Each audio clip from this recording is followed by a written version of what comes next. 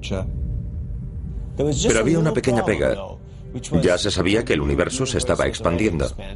Cuando la distribución de la materia se expande, se vuelve más diluida. Por tanto, si el universo fuese muy antiguo, estaría enormemente diluido.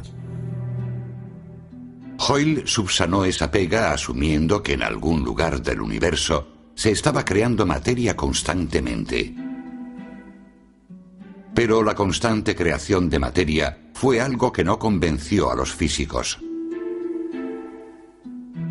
Y Hoyle sufrió el azote, por así decirlo, del físico ruso George Gamow, admirador del átomo primigenio de la Lamètre.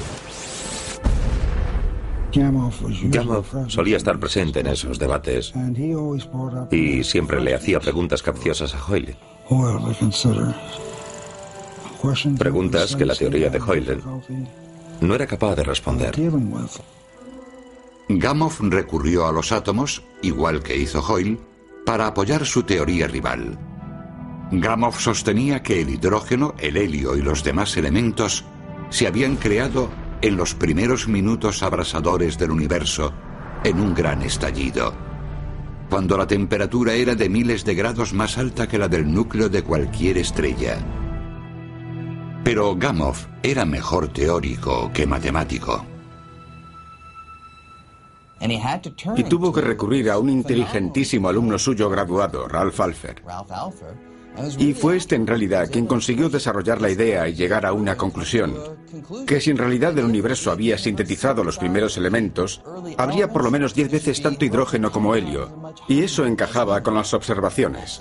Fue un momento fantástico.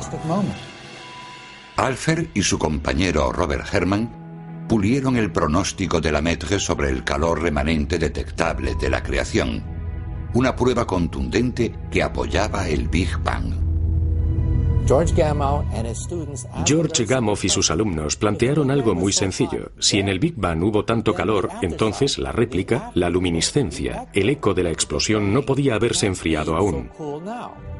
Por tanto, el residuo debería poder medirse hoy.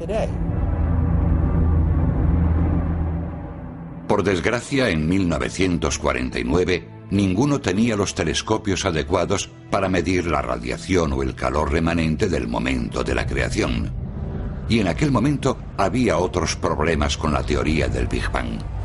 No ofrecía explicación para el origen de los elementos aparte del hidrógeno y el helio. Por otra parte, el estado estable estaba teniendo amplio eco en los medios. La teoría del estado estable era popular entre el público, porque Fred Hoyle era un maestro de la propaganda y se ocupó de vender bien su idea descabellada. Irónicamente, el término Big Bang fue acuñado por Hoyle en 1949, durante uno de sus populares programas de radio. Posteriormente lo usó como término burlón. Creo que tenían una relación bastante agria. No veían de igual modo la mayoría de las cosas sobre las que pensaban. Pero creo que Hoyle se llevó la peor parte en las batallas y me parece que luchó más por sus ideas de lo que merecían. Pero claro, es mi opinión personal. Fred era una persona muy inteligente e innovadora. Tenía ideas a raudales, algunas buenas y otras malas, y no siempre sabía distinguir entre unas y otras. En la década de 1960, el cálculo erróneo de Hubble sobre la edad del universo se había corregido para obtener datos más exactos, resolviendo una de las pegas de la teoría del Big Bang. Con todo, parecía que la batalla entre el universo estable y el Big Bang terminaría en tablas. Pero entonces, de pronto, los científicos hallaron la prueba contundente, una casi tan antigua como el propio universo. Su descubrimiento condenó una de las dos teorías a la papelera de la historia. Durante 500 años la ciencia ha luchado por descubrir de dónde procedemos. Ahora los astrónomos luchan por resolver el enigma de cómo empezó todo. Poco imaginaban que el cosmos les susurraba la respuesta, pero no podían oírla. Ese susurro tomó la forma de calor residual generado cuando el universo explotó y nació.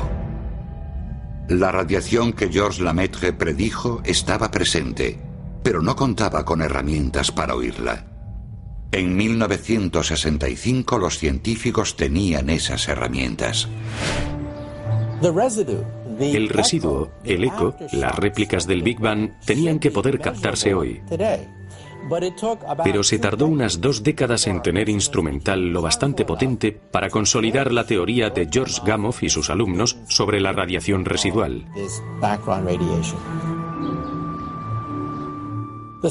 La historia de esa radiación es como la de los policías Keystone. Por una parte estaban George Gamow y sus alumnos, tenían la teoría, los cálculos, pero no contaban con instrumental para confirmarla.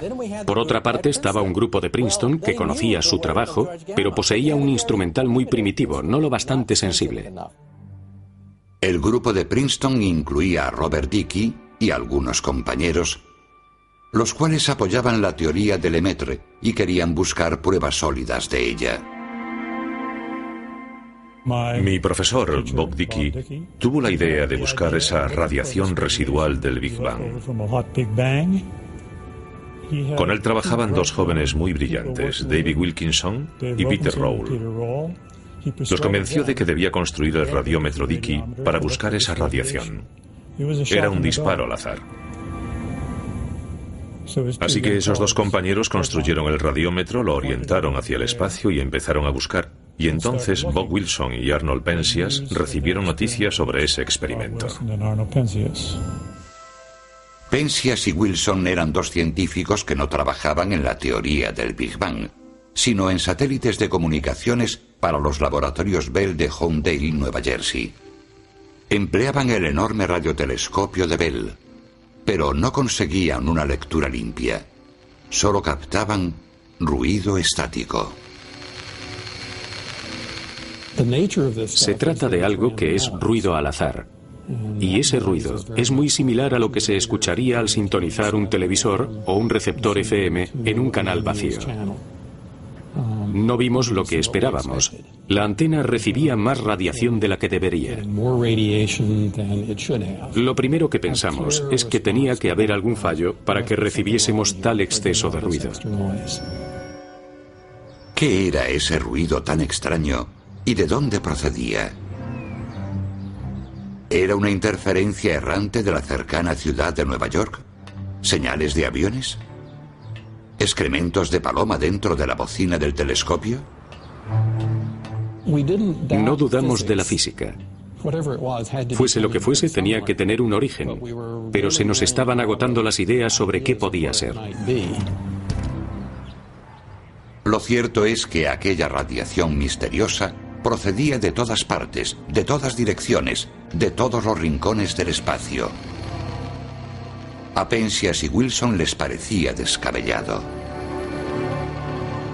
Pero Penzias y Wilson habían encontrado por casualidad lo que Dicke y sus colaboradores estaban buscando, lo que Gamow, Alpher y Lemaitre habían predicho. Habían hallado la prueba sólida que demostraba que el universo no era eterno.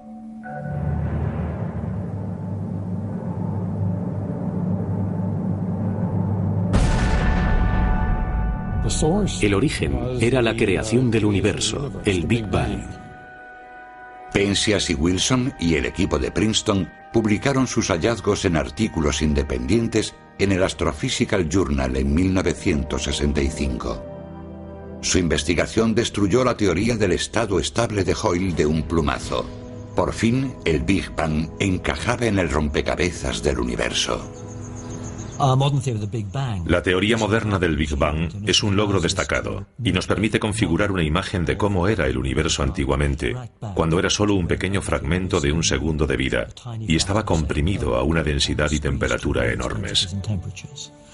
Y partiendo de ese estado denso primitivo podemos entender en general cómo se expandió y enfrió el universo, cómo se formaron los primeros átomos en determinado momento, cómo en una etapa posterior se formaron las primeras estructuras que configuraron las primeras estrellas, las galaxias y con el tiempo los planetas y las personas.